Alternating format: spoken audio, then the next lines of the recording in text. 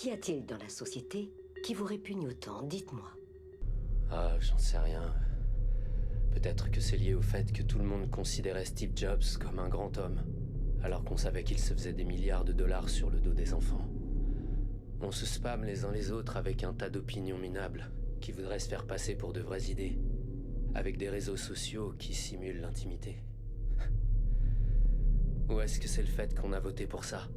Je parle pas de toutes nos élections truquées, je parle de nos gadgets, nos possessions, notre argent. J'invente absolument rien, on sait tous pourquoi on fait ça. Pas parce que la série des Hunger Games nous rend heureux, non. Mais parce qu'on préfère vivre sous sédatifs. Parce que ça fait mal d'affronter le monde tel qu'il est. Parce qu'au fond, on est tous des lâches. Je l'emmerde, la société. Elliot. Elliot. Voilà, Elliot. Elliot qui a dit les termes. Hein.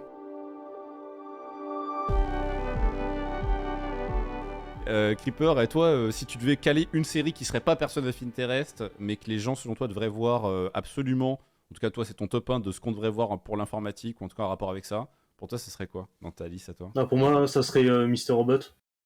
Ah là là Il nous là pose là. des vraies questions sur la société. Est-ce que ça te dirait de nous en parler un petit peu, sans spoil, sans trop spoiler, hein, bien sûr, on va pas balancer les gros spoils, mais par contre tu peux quand même un petit peu balancer pour que les gens aient l'eau à la bouche, ceux qui n'ont pas encore vu, qui se sont pas encore lancés sur Mister Robot alors que, bordel de merde, vous étiez où? Donc on va commencer simplement. Ici on y retrouve le personnage Elliot Alderson. Donc lui, son but, c'est de tout simplement détruire un conglomérat. C'est clair. Voilà, donc il va mettre Ouais. en place pas mal de choses pour réussir. C'est le mec qui se lève le matin, je détruis un conglomérat, c'est mon... Ouais, non, comme ça, petit déj, tranquille.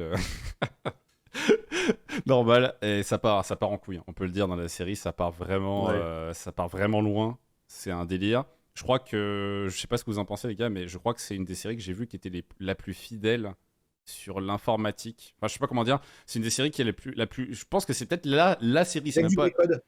Ouais. Enfin, c'est la série la plus respectueuse de ce que fait vraiment du code, de ce qu'on peut vraiment faire, de la sécurité.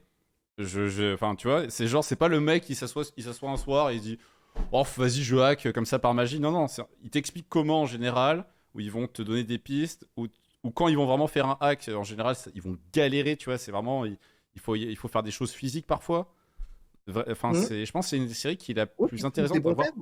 pour le hacking. Ouais, tu disais, Verdad? Ils utilisent les bons termes. Tu sais, quand dans la première saison, il y a un hacking qui se déplace sur les lieux, sur les serveurs, comment il isole le virus, etc. Bah ouais, c'est effectivement les bons termes, c'est effectivement les bonnes techniques. C'est comme ça que ça se passe. Ouais, non, c'est très très fidèle. Mhm. Bah, C'est moi, fidèle. ça m'a choqué. Enfin, vraiment, quand j'ai vu cette série au début, j'étais en mode, mais en fait, comment dire, c'est un nouveau type de série, tu vois. Quand cette série est arrivée, des comme ça, j'en avais jamais vu. Je veux dire, qui allait autant à fond dans un sujet. Bon, il y a aussi une partie un peu psychologique, drame, dont on va pas forcément parler, c'est encore autre chose. Quoique, l'aspect isolement, vie sur Internet, machin, c'est quand même un vrai sujet. Moi, personnellement, c'est ce qui m'a sorti de la série, Hmm. mais parce que je trouvais là, et je pense que ça va parler à certains d'entre vous, pour un épisode en particulier de la saison 1, où je me suis dit, ils sont quand même gonflés de pomper tout un film. Ah, oui. On va pas dire de quel, pourquoi, comment, mais on est Voilà. d'accord. On est d'accord que oui. Le scénario, hein, ne spoilons pas. La musique, Mais le scénario, quand vous le verrez, vous vous direz ah ouais, il y a un film que j'ai vu, ça ressemble quand même beaucoup. mais bon. Écoute, c'est un détail, j'ai envie de dire. Perso, c'est pas pour ça que j'aime autant cette série. C'est pas pour ses retournements et son scénario au final. Ça fait qu'ajouter en fait au fait que c'est une série de qualité. Mais c'est vraiment plus pour comment elle voit et elle transmet le côté hacker et l'informatique. Toi d'ailleurs, Creeper, pourquoi tu t'as vraiment aimé cette série? Enfin, c'est quoi qui t'a. Pourquoi Bah pourquoi justement, t'as on pas. l'a dit, hein, c'est la technique qui est très proche de la réalité, donc Hmm. ça nous met bien dans le mood de ce que c'est, et surtout, bah, c'est une série qui se dit accurate. Hein. Ouais. Ouais, je vois ce que tu veux dire. Bah, puis en même temps, ouais, c'est. Enfin, je sais pas si on se rend compte, mais cette série, elle a marqué à tout jamais. Enfin, je vais pas dire toutes nos générations, faut peut-être pas exagérer. Mais c'est quand même une série qui aujourd'hui reste dans les mœurs. Je tape hacker n'importe où. J'ai des images du personnage principal de cette série qui ressort à chaque fois. Elle a vraiment marqué quelque chose. D'ailleurs, je vois que on a Bob qui nous dit dans le chat. elle est presque trop complexe pour des gens qui sont pas du milieu. Et c'est vrai que c'est un argument de poids. C'est vrai que cette série, elle nous perd des fois. Je sais pas pour vous, mais enfin, je sais que même moi, pourtant, j'étais un peu dans l'informatique à l'époque quand elle est sortie. Je l'étais beaucoup moins qu'aujourd'hui. Et je sais que des fois, j'étais en mode, attendez, qu'est-ce qu'il fait? Je vous jure, attends, mais il parle de quoi? Je comprends pas. Attends, mais comment il s'y prend? Et c'est en revoyant après que je me suis rendu compte que c'était vraiment bien foutu, tu vois, que c'était presque réaliste. Mais à l'époque, je savais pas en fait ce qu'il foutait, envie de te dire, tu comprends tout ce que dit Dr House quand il parle des maladies? Je ne suis pas médecin, monsieur. Voilà.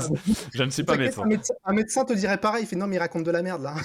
C'est vrai. Sauf que nous, maintenant qu'on connaît un petit peu le sujet de l'informatique, on fait putain non mais c'est crédible quoi. Oui, mais c'est ça qui me surprend encore une fois. Il raconte pas tant que ça de la merde. C'est une des seules séries. Je veux dire, ça existe quasiment pas des séries qui racontent pas de la merde.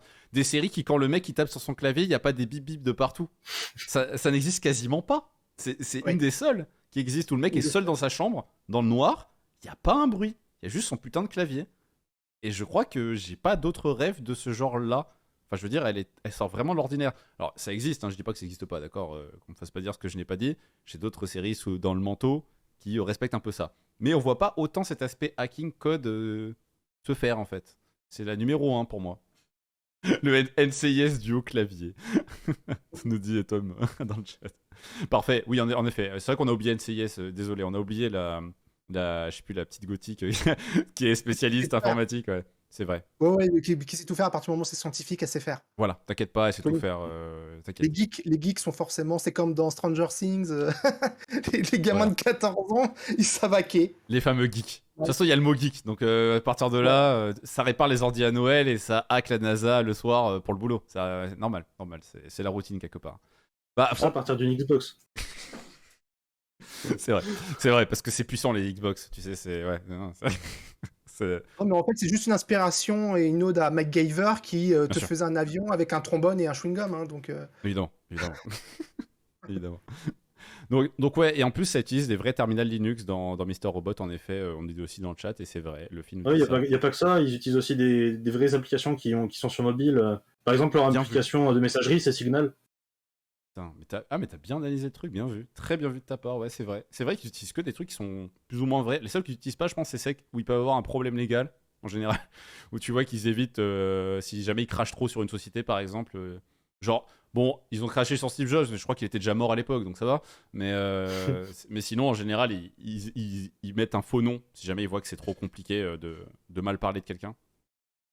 Mais donc, ouais, c'est assez surprenant. Et bah, ouais, Mister Robot, si vous ne l'avez pas vu, et que bah vous n'êtes pas hermétique aux séries, bah foncez quoi. Enfin, vraiment, je sais pas ce que vous attendez, mais au moins essayez. Peut-être faites une descente d'organes quand vous allez voir le scénario par rapport à un certain film, ça c'est un détail. Bon, si jamais voilà, c'est trop dur pour vous, vous pouvez arrêter. Mais au moins regardez l'ambiance et regardez comment cette série respecte l'informatique. On le voit trop peu et ça donne une bonne image, je trouve.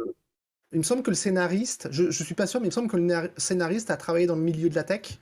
Donc Ah c'est bon pour ça que c'est aussi fidèle. Ouais. Ok. Et c'est un grand Il me semble. fan d'énormément de films, dont celui dont je ne peux pas parler. Ouais, bien vu. Mais par exemple, tu as une référence à un film très connu, ne serait-ce que par le nom du personnage. Ok. Monsieur Anderson. Ah bien vu, putain. Boum Très bien vu, monsieur Anderson. Très bien vu. Ah, la rêve, putain, fallait la caler. Bien joué. Ouais. Très bien joué de ta part. Et tu sens que le scénariste, en fait, c'est juste comme nous, en fait, un informaticien qui est énormément influencé par des films, des séries, des BD, par la pop culture, en fait, tout ce qui l'entoure, et qui est amené à créer une histoire qui te semble pas originale quand tu connais toutes ces références, mais en fait, qui nous parle tous. C'est pour ça, je pense aussi, un des succès de la série, c'est que ça nous parle énormément, sur plein de points. Je vois ce que tu veux dire. Bah, c'est vrai. C'est vrai que vu qu'elle est aussi réaliste, elle est autant dans un domaine qui nous... ouais, que, comme tu dis, ça nous parle. C'est vrai que quand on la voit, il y a quelque chose qui se passe pas avec les autres séries. En tout cas, pas à ce niveau-là. Pas à ce niveau d'intimité où, comme je disais, t'es dans la pièce dans le noir avec le mec qui est sur son PC dans le silence, qui va regarder des petits profils Facebook. Tiens, je remonte, j'ai telle info. Pas à pas. Et t'es en mode... Mais ça se fait vraiment, ça. C'est pas genre la magie d'une nuit. Non, vraiment, le mec, il te montre comment il fait et ça marche. Et c'est vraiment... Ça se fait. Et c'est abusé. Et presque ça fait peur des fois. Bref, regardez Mister Robot, c'est quelque chose.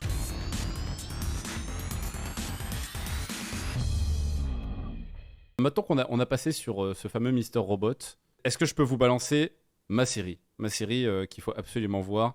Et je fais presque exprès d'en balancer une, où je sais que vous l'aurez pas forcément, qui est un peu plus à part, mais qui pour moi est un monument, on va dire. On peut essayer de la deviner. Alors vous pourrez essayer de la deviner, mais enfin vous pouvez essayer. C'est une série récente? Non, c'est une série qui commence à dater un petit peu. Donc non, c'est pas si récent. Mais elle est pas vieille, tu vois. Elle a dû commencer en 2010, je dirais. Un truc comme ça. Et ça parle vraiment de la tech? Ça parle de la tech, et je vais même préciser, ça parle du monde de la tech, ok? Silicon Valley? Bien vu. Alors, non, je fais que citer le chat parce que je connais pas du tout cette série. Je sais que tu l'as vu, je l'ai vu aussi passer. En effet, je parle de Silicon Valley et on se mate un petit bout de trailer, même s'il sera pas en entier parce qu'il est un peu plus long celui-là. Let's go. If you want to live here, you've got to deliver. Like Steve. Jobs or Wozniak? Steve Jobs or Steve? Il y a beaucoup de refs au monde réel, on le voit tout de Which suite. one? Jobs. Jobs was a poser, he didn't even write code. I'm prepared to give you $200,000. $600,000 for... C'est une masterclass cette série. 10 million. We had a guy in here in almost the exact same situation. Take the money or keep the company. He shot himself because he turned down the money? Yeah. Or no, he took the money. Or no. No, he did not. You know what? I don't remember. But whatever it was, he regretted it so much that he ended up shooting himself and now he's blind. Il fallait absolument que je vous parle de cette série qui, selon moi, enfin moi, je sais que c'est ma série qui parle de tech, qui parle d'informatique, qui m'a le plus marqué de toutes. Vraiment, sans déconner, cette série. Pourquoi? Parce que vous le savez, je suis beaucoup dans l'entrepreneuriat, création, business, machin et tout, lié à l'informatique toujours, hein, toujours lié au fait de coder, créer quelque chose, un produit. Et quand j'ai découvert cette série, c'est devenu une espèce de... J'ai découvert très tôt dans ma carrière, et c'est une série comique qui à la base vraiment se prend pas au sérieux, vous l'aurez compris. D'ailleurs, l'humour, je pense que l'humour est le plus proche de South Park, pour ceux qui connaissent. D'où le fait que j'ai dit que ça sert pas pour tout le monde. Je sais que c'est un humour qui plaît à certaines personnes et d'autres qui détestent ça. Mais c'est l'avantage, c'est soit on aime pas. Donc si vous aimez, vous allez passer un putain de bon moment. Et cette série, d'ailleurs ces aspects de série drôle, c'est une critique acerbe, hein, vraiment aiguisée du monde de la start-up, de la tech, de Apple, machin, Microsoft, les guéguerres, je sais pas quoi. Vraiment tout ce monde-là se fait décimer par cette série et elle y va pas à moitié. C'est incroyable. Et en même temps, et c'est là où je trouve ça incroyable, cette série vous apprend des choses. Et je déconne pas. Elle vous apprend des choses par le personnage principal qui va créer sa boîte, sa petite start-up en incubateur, se faire bouffer des parts, avoir des problèmes de gestion de son entreprise avec des gens qui vont le faire chier, des grosses boîtes qui vont venir et tout lui piquer. Bref, ça va faire des hauts, des bas, vous allez voir plein d'aventures, et des aventures, je vous jure, qui, moi aujourd'hui encore, dans ma carrière, entre gros guillemets carrière, hein, qu'on se comprenne bien, on me dit que je suis en train de spoiler, non, ça va, je tease, c'est pour les gens qui n'ont pas vu, je veux qu'ils puissent voir. Ça parle de création de boîte, après, à chacun de voir jusqu'où ça va. Mais donc, ouais, il y a des problèmes dans plein de situations différentes, et je vous jure qu'encore aujourd'hui, cette série est une référence de plein de situations que les personnages vivent, et que moi, à des moments, je dis « Ah, ça ressemble à cette situation qu'il y a dans cette série !» Et ça met un warning où je me dis « Ah, tiens !» Et je vous jure que ouais, c'est une série de fou, et je conseille à tout le monde de moins essayer de la regarder. Parce qu'elle est marrante, elle apprend des choses, elle est courte, c'est des épisodes de 20 et quelques minutes, vous les regardez en mangeant, je veux dire, ça se cale plus facilement. Ouais. Bref, elle a quasiment pas de défaut en fait. Il n'y a pas d'excuse pour ne pas regarder cette série, à part si vous aimez pas l'humour en fait. Si vous aimez pas l'humour de cette série, ne la regardez pas. Sinon, vous avez aucune excuse, matez-la. Voilà, c'était... Est-ce que l'un de vous l'a vu ou pas? Pas forcément, je pense pas. Hein. Elle est méconnue. Hein. Non. On est bien d'accord, elle est méconnue. Bah, c'est pour ça qu'il fallait que je la cale en fait, et que je vous ai dit, je pense pas que vous l'aurez. C'est parce que cette série, elle est, quasiment personne ne la voit. C'est vraiment un truc de connaisseur. Et pourtant, c'est une masterclass à tous les niveaux. Vraiment, c'est incroyable. Et je vois que dans le chat, en tout cas, il y a des gens qui l'ont vu. Et ouais, il y a plein de mèmes aussi. Il y a plein de mèmes qui viennent de cette série. Le gros avec la barbe, parce qu'on le voit pas pour ceux qui écoutent juste et qui regardent pas, mais on a une personne, on va dire, qui a un peu d'embonpoint et qui a une barbe. Et c'est pas un hasard. C'est parce qu'il ressemble à Cartman dans South Park. C'est vrai. Et pour l'histoire, le mec s'appelle Elric Bachman. C'est-à-dire que vraiment, ils en ont rien eu à foutre. Hein. C'est-à-dire, c'était assumé à 200%. Limite, le mec, elle est arrivé. Maman, Il avait commencé à partir. Non, vraiment, je vous jure. Et d'ailleurs, c'est le doubleur. Putain, je fais l'imitation parce que c'est le doubleur. C'est le même doubleur que Eric Cartman dans South Park. Ah, c'est. Tu fais la voix. Un homme incroyable. Christophe Lemoine, c'est bien Christophe Lemoine. Ah, c'est Christophe Lemoine, autant pour moi. Très bien vu. Incroyable. Eh, Verdad, l'homme de la situation. Incroyable. Putain, trop fort. Bah, Merci, oui. franchement, il fallait. Ouais, en tout cas, il y a des épisodes d'anthologie dans cette série. Je vous conseille encore une fois de la voir, vraiment. Et vous m'en direz des nouvelles. Et n'hésitez pas, pour la prochaine fois, on fera une émission en repassant un peu sur ces sujets-là. Ce sera un plaisir d'avoir des retours de votre part, qui l'ont vu. On veut des retours, en commentaire, en message, n'importe quoi. On veut des retours là-dessus.